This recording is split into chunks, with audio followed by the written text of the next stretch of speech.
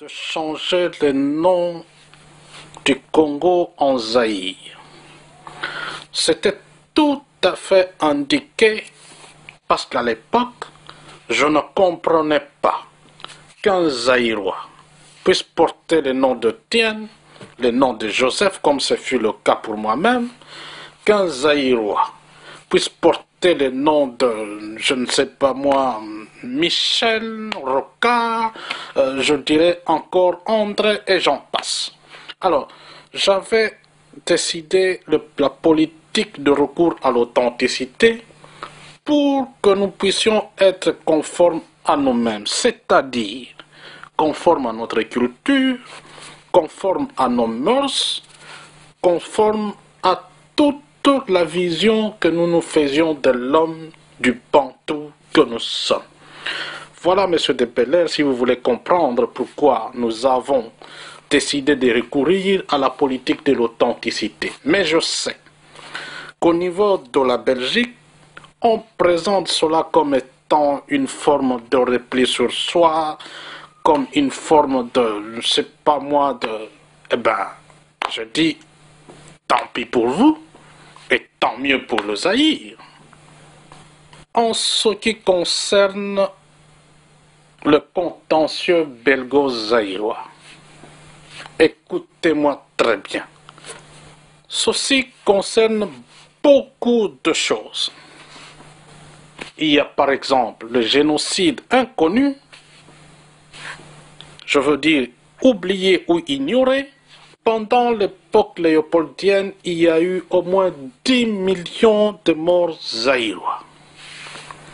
Et jusqu'à ce jour, la Belgique n'a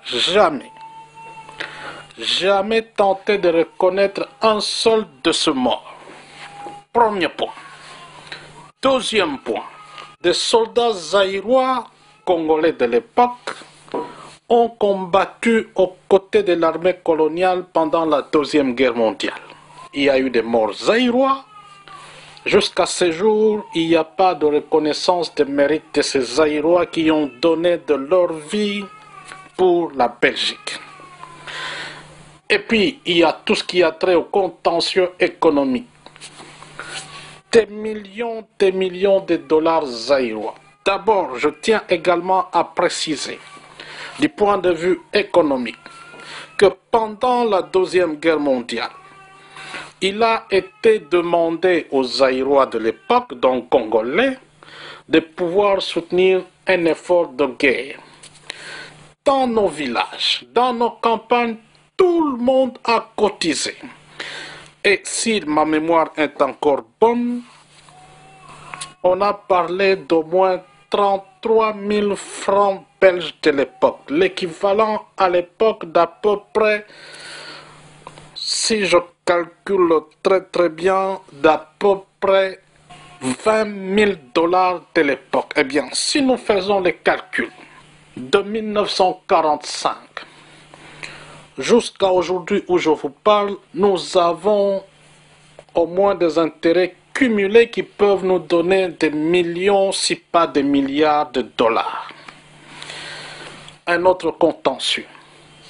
Et puis il y a toute l'exploitation illégale par la Belgique de toutes nos richesses.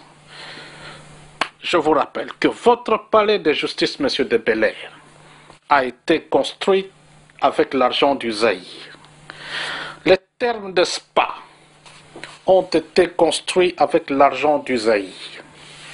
Les ports d'Anvers et de Zeebrugge, en passant également par les ports d'Ostende, les casinos d'Ostende, je veux dire, tout cela a été construit par l'argent du Zaïre.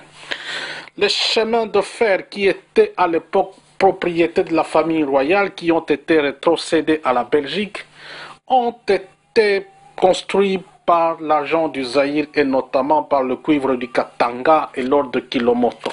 Tout cela réuni, je pense que si aujourd'hui nous devons demander à ce que justice soit faite au peuple zaïrois, c'est toute la Belgique qui nous appartient. C'est ça votre problème, c'est ça pourquoi tous les jours à longueur de journée, Wilfried Martens en veut à Mobutu. Il ne peut plus dormir sans parler de Mobutu. Alors je dis, le Zaïre c'est un pays indépendant. J'ai décidé d'envoyer une équipe de cadres zaïrois pour un débat de clarification en Belgique.